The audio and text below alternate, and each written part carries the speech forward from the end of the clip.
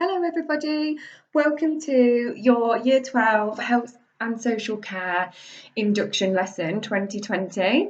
It is definitely not the kind of induction that we thought we were going to be having, but at least you get to hear my voice, and I'm still going to go through an overview of the course and kind of explain what the 2 years of health and social care at post 16 would look like. My name is Miss Jepson, and I am the Head of Health and Social Care at Countessop Leysden Community College. There are two other members of staff who work alongside me in terms of the post 16 team, which are Mrs. Smith and Mr. Russian. You, in all likelihood, will have a combination of two teachers, one of them being myself and the other one being Mr. Russian or Mrs. Smith. You may well have a combination of all three of us, especially if you have elected to do the BTEC Diploma Award. But I'm going to talk a little bit more about each of the qualifications on the next slide. So I hope you're okay. You will need a piece of pen and some paper, as there is some tasks and activities for you to do. And yeah, I really can't wait to hopefully see you all soon when COVID-19 is at a safe level for us to resume normal education.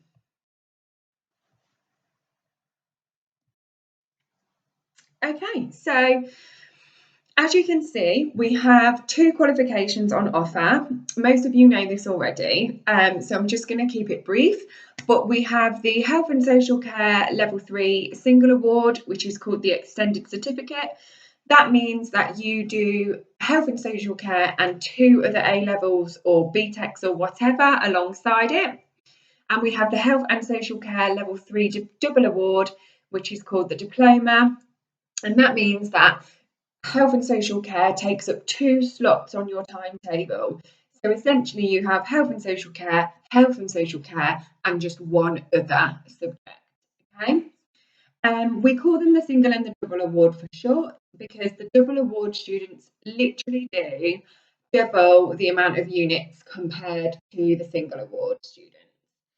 So on the left hand side, as I'm looking at my screen, you've got the single award units. You've got Unit 1, which is Human Growth and Development. That is assessed by an exam, which will be done in the May 2021, if everything is normal.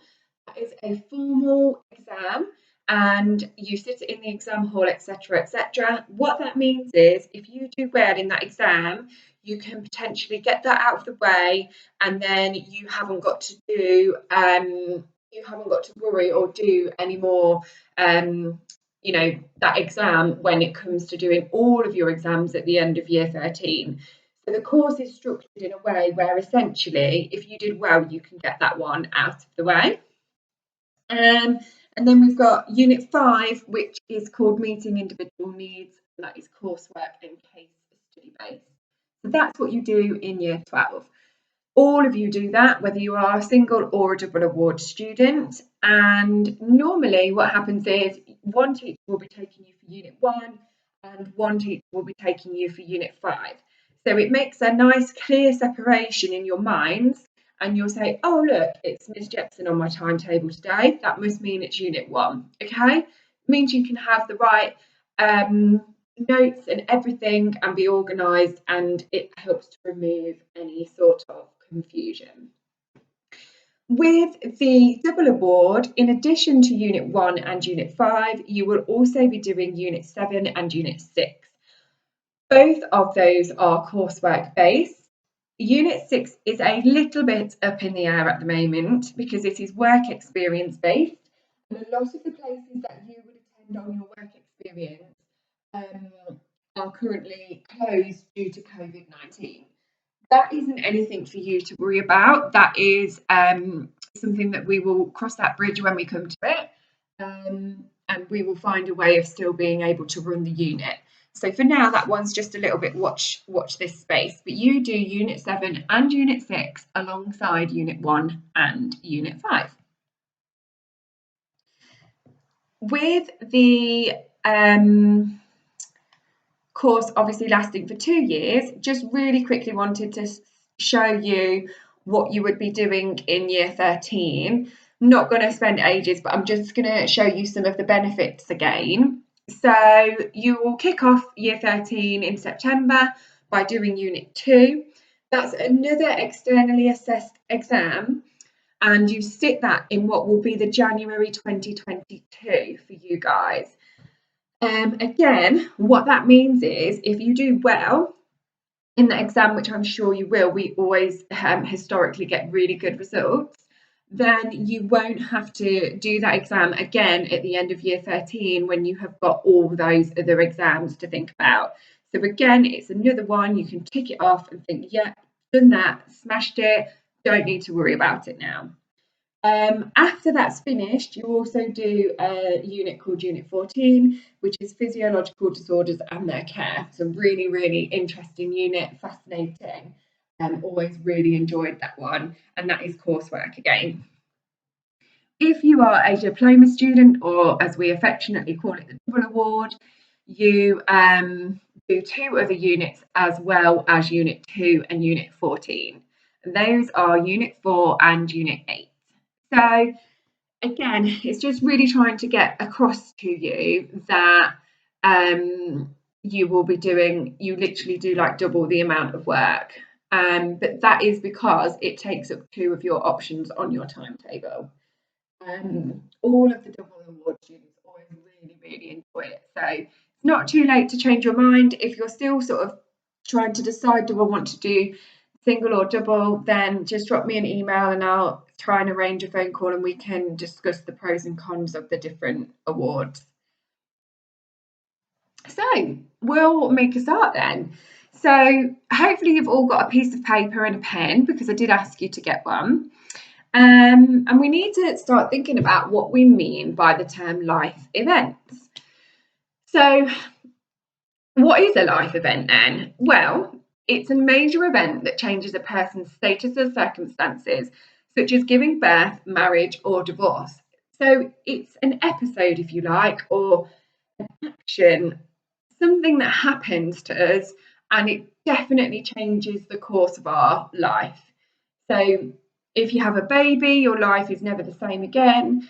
If you get married, you've got another person, to do things, a life partner with, but it could end in divorce, etc. And sometimes these life events are discussed, unfortunately, hand in hand with stress, because life events can be very, very stressful. We are all at the moment going through a pandemic, which is a life event that we have all lived through, and we can all talk about that. And for many of us, in many different ways, I am sure it has been really stressful.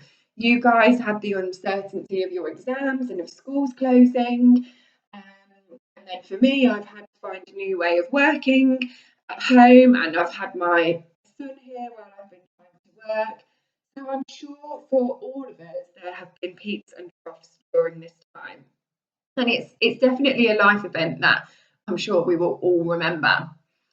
But life events as well, on a more positive note, can also be linked to the milestones that we go through. So, for example, a life event is starting school. Your life is never the same after you've started school. My son starts school this September, hopefully, if everything's okay.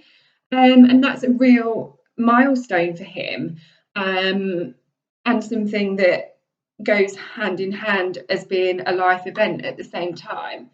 So sometimes they are part of life, and all of us can experience similar life events. So what I would like you to do on your piece of paper again is I would like you to do a quick thought shower.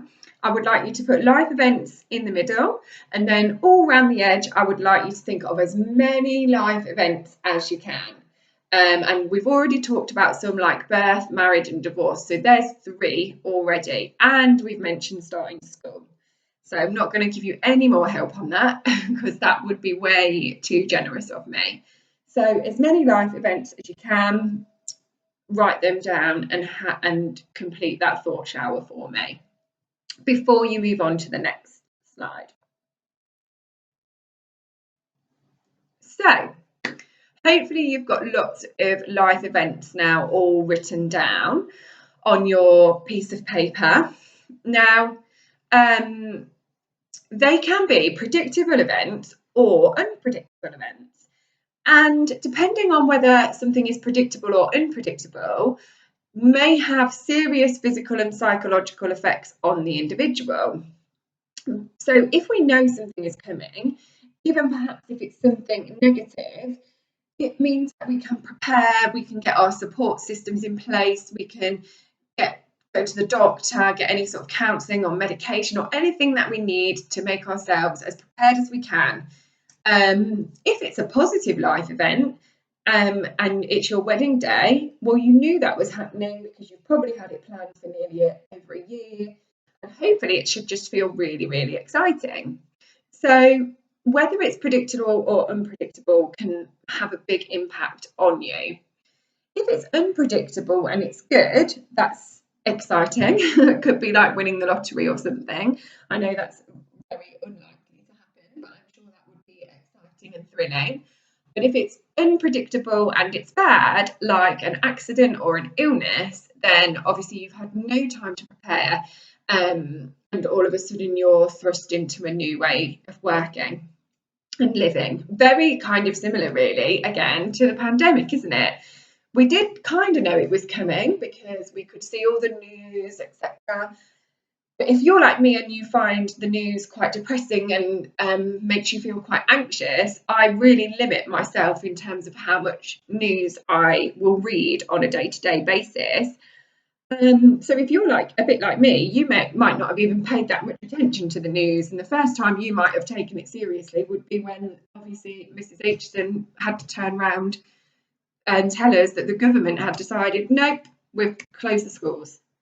And as much as I think you might have thought that was going to be fun, exciting, I think what this pandemic has taught us is that we all really, really appreciate our normal lives a lot. I cannot stress enough how much I miss just being in the classroom and doing this in front of you and doing it live. So what I want you to do, because I'm waffling, is go back to your mind map and I want you to put a P or a U, depending if it was unpredictable or predictable, by every life event that you've written around the edge. If you've written something like having a baby, for example, you could stretch yourself by putting both predictable and unpredictable. The reason why I say that is because the actual baby itself, hopefully if it's not premature, that's predictable, okay? You will have your labour and you will know that the baby is coming. But the pregnancy may have been unpredictable. You may be on contraception that has failed, or you may have not taken any precautions at all, thinking, oh, it won't happen to me.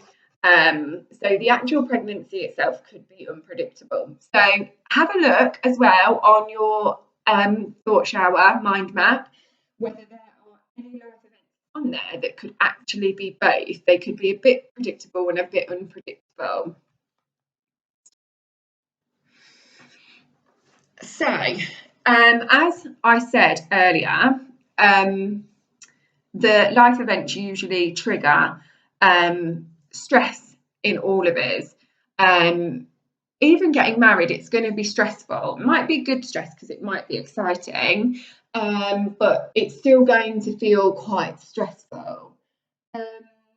So yeah, have a look and again, go back to it and put a G or a B, whether you think it is good or bad stress. When you have completed that, there's a table on the slide that I would like you to copy, and I would like you to try and write down. You might need to use Google to help you. You could Google good effects of stress and bad effects of stress. and I would like you to fill that table in below. But for example, bad effects of stress are obviously things like headaches, sleepless nights, digestive problems. Some people are comfort eaters when they are stressed, so they eat and eat and eat. Or some people are more like myself, and when they're stressed, they just have no appetite at all, so they don't want anything to eat. So they're the kind of things that I mean.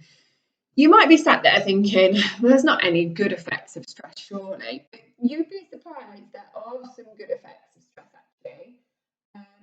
So that's why I've said you might need to use the internet to complete that table. But I'm looking for, kind of 5 effects minimum for each one.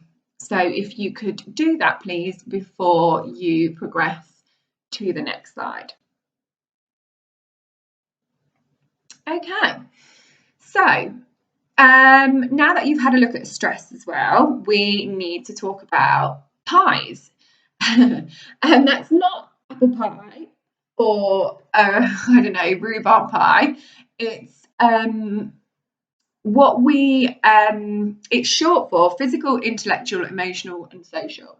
But as you can hear, that's a real mouthful. So instead of saying them all every time, we just call them pies for short. If you did the course in year 10 and 11, then you will already know that. If you didn't, it doesn't matter. Now you know what pies means. And it's basically the idea that when something happens to us, it can't just affect one aspect of our well-being. So let me give you an example. So if I was to physically, let's go with like something that's not too serious. So let's say I have a bad back. So I went for a run, and during my run I've hurt my back. So my main problem is that I have physically got a bad back, so I'm in pain. Okay.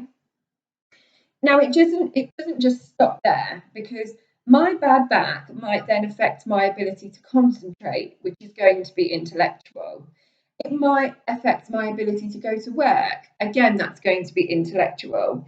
It might just be really annoying, so it's something that I can't stop thinking about, because the main thing that I'm thinking about is that I'm in pain.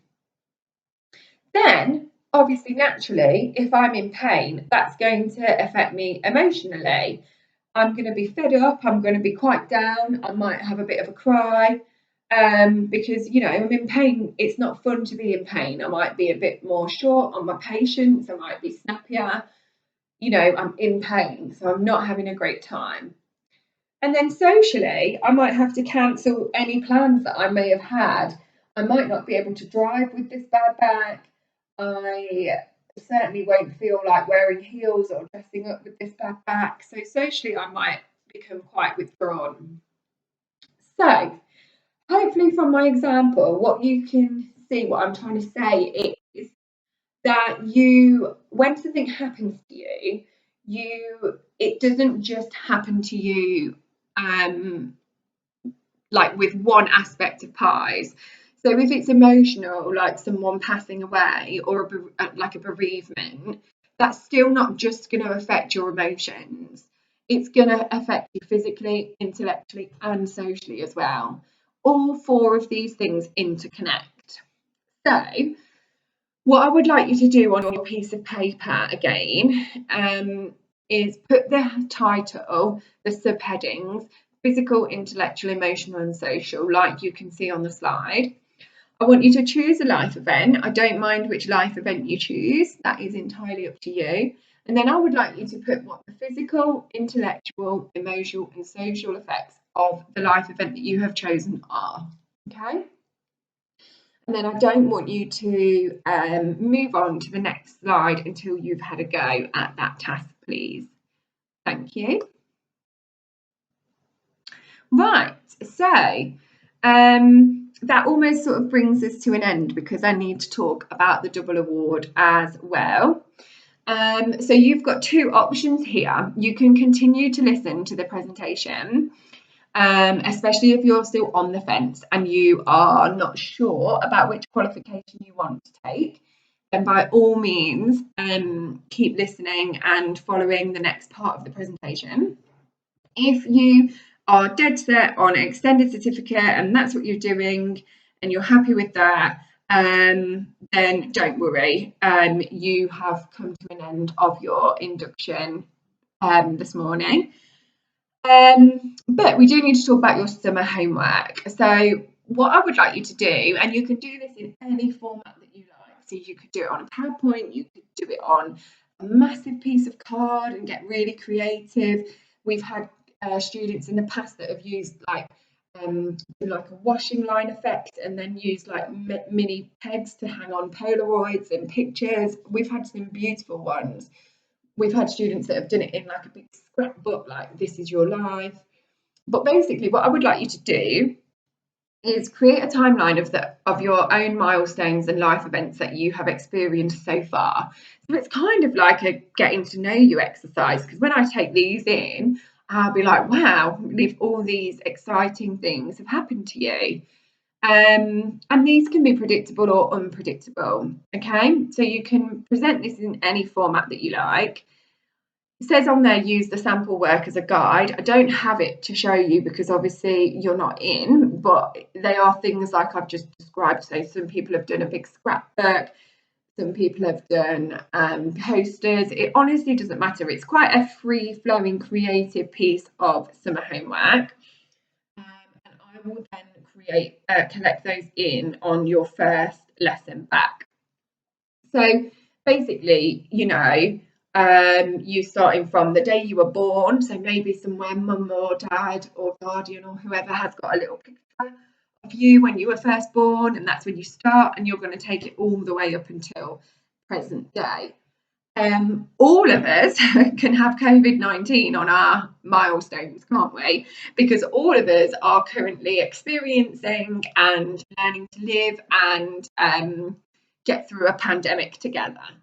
So all of us can relate to that. So that should definitely go on there as a milestone that you have gone through. If you're not going to listen to this presentation any further, then I will hopefully see you really, really soon. I hope that you have enjoyed it and it has given you a bit of a taste as to what A-level post-16 health and social care is going to be about. Again, I'm so sad that we haven't been able to do this face-to-face, but this is better than nothing. And I wish you all the best of luck with your GCSE results. And I truly hope that you stay healthy, stay well, look after each other, whoever that might be in your family home. And I really hope that I get to see you in September. Okay. If you are a double award student, then I'm afraid you have still got my voice for a little bit longer.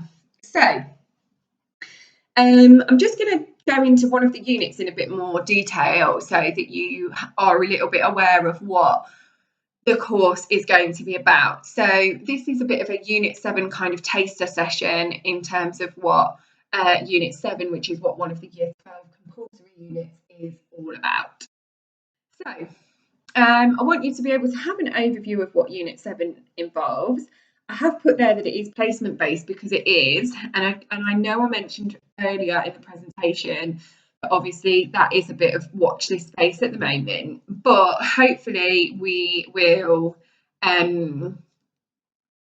some answers on that soon. I want you to know what we mean when we talk about having a duty of care. We're going to look at some cases where there hasn't been a duty of care, and then I'm going to set your summer task. So, a duty of care is quite simply a legal obligation to always act in the best interest of the service user and any others that may be affected by your actions. You not act or fail to act in a way that results harm. You should know your limits and act within your competence level. So, what that is saying is that if you go into a health and social care profession, whatever that might be, midwifery, physiotherapy, speech and language therapy, teaching, you will have a duty of care to the people that you work with. You have a duty of care to yourself, to your colleagues, and to your service users, whoever they might be. So as your teacher, obviously, I have a duty of care to you, which I will come back to later. You can choose to not act. So you don't always have to do something to uphold your duty of care. So, for example, if one of you, which heaven forbid, was to become poorly in one of my lessons, I am not I am not first aid trained. So I would choose to not act in that situation in the sense of giving hands-on first aid because I might do it wrong. My action would be to go and get the first aid trained member of staff as quickly as I can. So the duty of care doesn't necessarily always mean that you've got to do something. It just means that you've got to know the right thing to do. And that's kind of what that means about your competence level. So it says, as I've just said, this is what any professional has to do when working with vulnerable people. So with your pen and paper that you should have, I would like you to write a list of people that you would consider to be vulnerable. So it's people really that for whatever reason might not be able to take care of themselves in the way that you and I can take care of ourselves. So for example, I've put on there the elderly to start you off.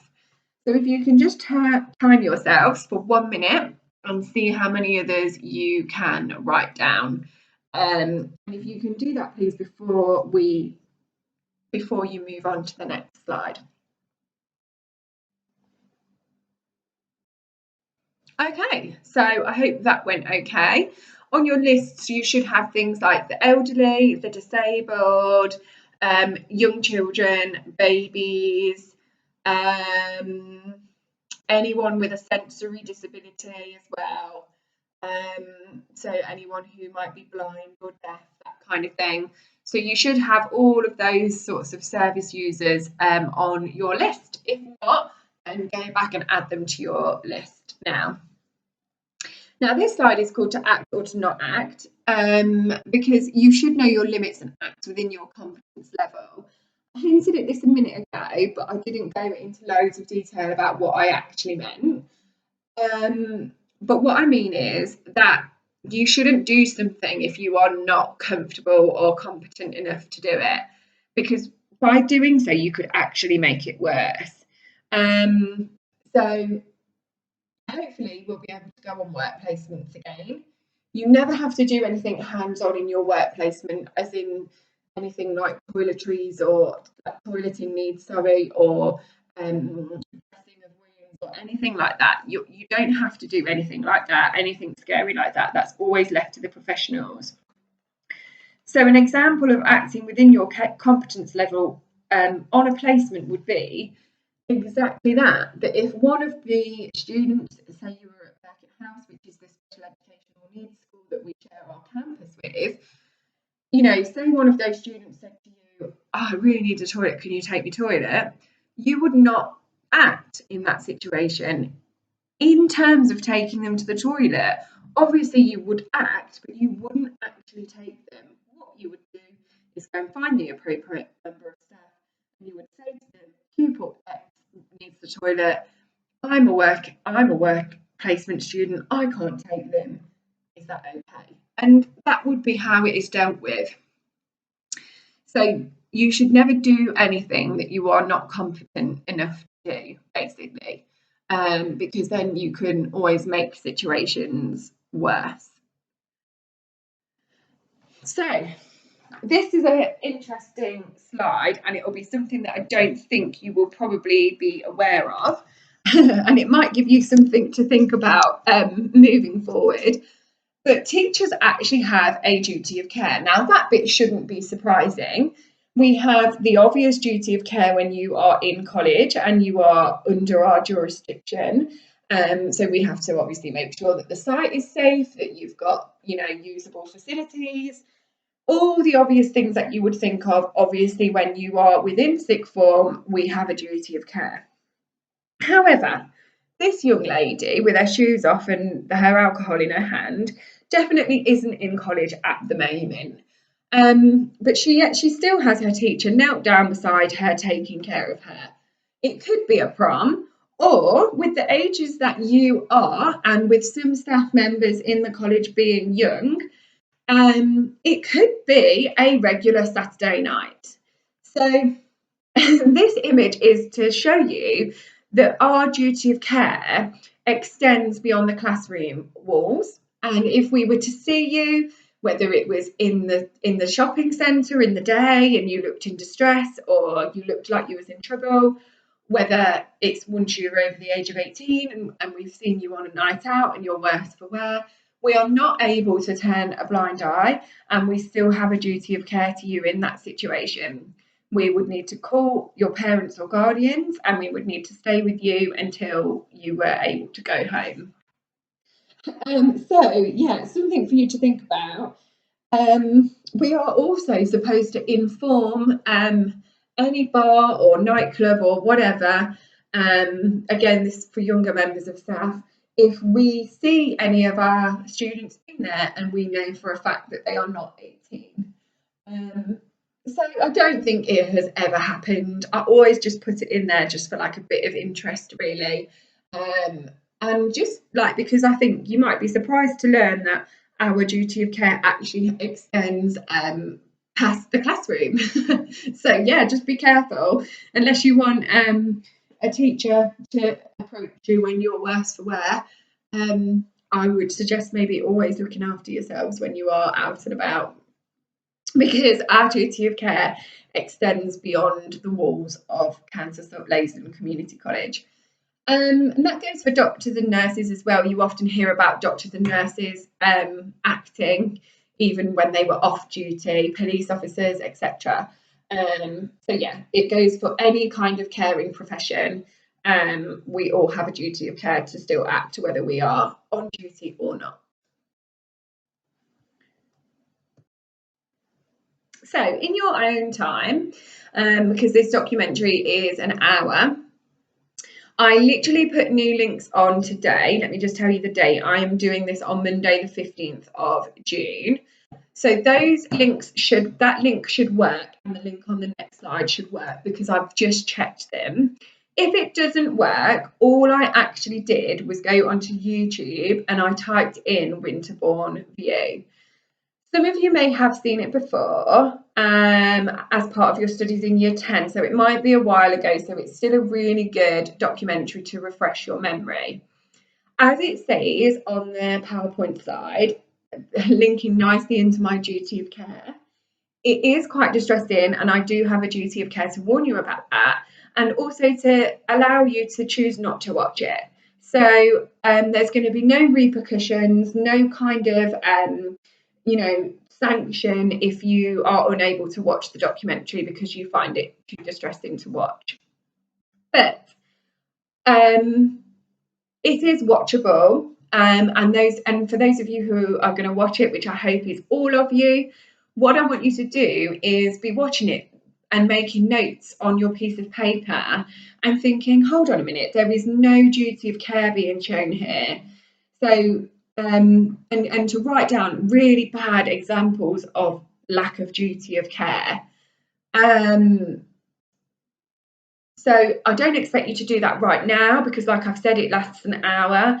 It's something for you to come back to at another stage. But yeah, I would like you to make some notes on it. Maybe split your page in half, because you're going to watch a bad example, and a good example, which leads me on to my next slide. So again, this documentary is a good example of a duty of care. It's by the BBC, and it follows their series that they've done based on ambulance crews and teams. Again, obviously there is going to be distressing scenes in it. It is on BBC One at 9 o'clock at night, so it is on after the watershed. And again, as a duty of care, I'm just letting you know that you obviously don't have to watch it. Or if that particular episode triggers something for you personally, then maybe look for another episode on YouTube. That link should work because I've checked them today. But if for any reason it doesn't, then feel free to watch another one. Again, all I actually typed into YouTube was ambulance and it just comes up straight away. And this time I would like you to put all the things that they do right. So all the time that you see a really good example of people caring for somebody else, and you can make a note of that and write that down for me. That would be fantastic. Again, I don't have to do this right now because this is going to it lasts for an hour. So it's something that you can come back to. And it's just going to give you a really good head start really for when we start Unit 7 when you come back in Year 12. Okay, so on to your summer task then. I would like you to research and prepare a report on the following 2 individuals. A report sounds really long. You don't necessarily, it only really needs to be about kind of 2 sides of A4 long. I'd like you to type it because obviously things are better if they are typed up, and then you can email it to me. I would like you to research a little boy called Baby P, Peter Connolly, and a little girl called Victoria Climbier. I'll come back to them in a minute. So what I would like you to include is an introduction explaining what a duty of care is. If you are stuck, then there is a definition provided for you within this presentation. A little brief paragraph. The reason why I've said brief is because there is a lot that went on to these children, sadly. And I know that you might have a tendency to want to write every single thing because obviously the cases are interesting, distressing, but interesting to read about. And I really don't need a big kind of breakdown of the cases because I'm very familiar with the cases already. So I just need a brief paragraph on each child explaining what happened to them. How was the duty of care breached in each case? So basically, what that basically means, what went wrong, how come what happened to the children was allowed to happen for so long, who didn't do what, who didn't report it, who didn't tell anyone, etc. And then a conclusion where you can put in your view of what you think should have been done in order to better protect those children.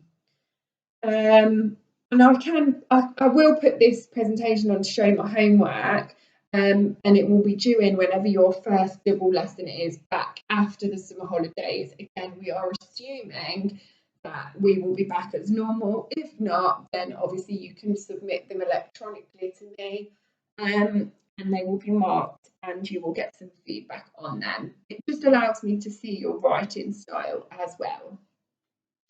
So that's your summer task as well. I hope that seems quite straightforward. Don't really want to tell you too much about Baby P and Victoria Climbier because obviously I would like you to find that out for yourselves. If you are an extended certificate student and you've listened all the way through, then thank you. And then obviously to my diploma students who had to listen all the way through, it's now time to say goodbye to you. I wish you a lovely, lovely summer. I hope obviously the lockdown eases further and you are able to get out and about and enjoy some activities again. But I really do hope that you stay safe and stay well. Have a lovely summer and good luck with those all important GCSE results. Your teachers have worked extremely hard to give you results that they believe are fair. And I can say that because I've been involved in that process, obviously, myself. So your teachers have worked really, really hard to make sure that you get the results that you deserve. So yeah, good luck when it comes to opening them. And I really, really am looking forward to getting to teach again and see you all happy and healthy in September. Okay, thank you very much. Goodbye.